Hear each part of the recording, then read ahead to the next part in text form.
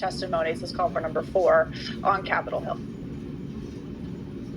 Mr. McCabe, who works for you, has publicly and repeatedly stated that he leaked information to the Wall Street Journal and that you were directly aware of it and that you directly authorized it.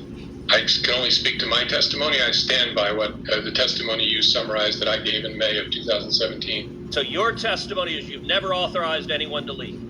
Again, I'm not going to characterize Andy's testimony, but mine is the same today. So we're going to start seeing, too, Jessica, this battle between those who are also in this mix. Andrew McCabe, who filled in for Comey once he was fired by Trump, he's going to have to decide if he's going to come back and back up what he said about Comey's authorization, or if he's going to allow Comey to lie about him when he's potentially in legal trouble as well.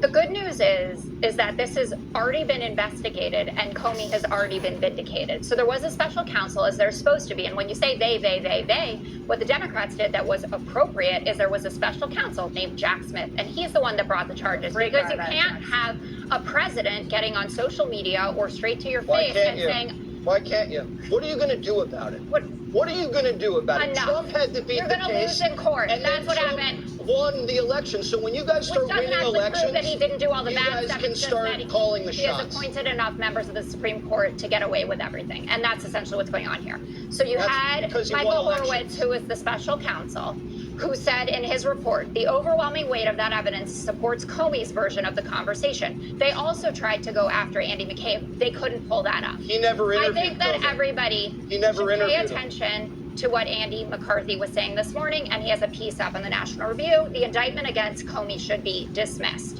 He said to Maria Bartiromo, this indictment is not about the Russia investigation, which is what you want to make it seem like. But it's not at all. It's completely detached from that investigation.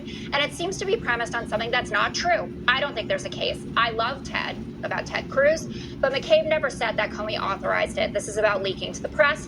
Don't think that the case gets to trial. If you wanted to get dismissed, maybe for selective prosecution, look no further than the president's social media posts or what he's saying to those gaggles.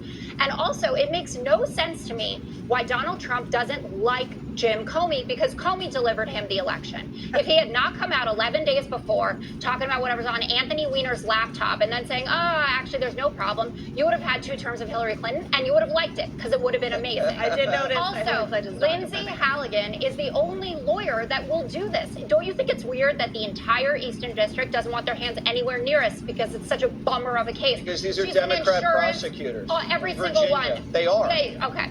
She's an insurance lawyer with no experience. She had to even go in front of the grand jury herself because she couldn't get a sidekick to even stand up there with her. I want to get Joey in here. Who was the lawyer in Atlanta that was so great? Remember, what was her name? I only carry cash. Bonnie Willis is not Bonnie Willis. I think she's better than Fonnie. Joey, based on these charges, you would love a Bonnie Lindsay impeachment.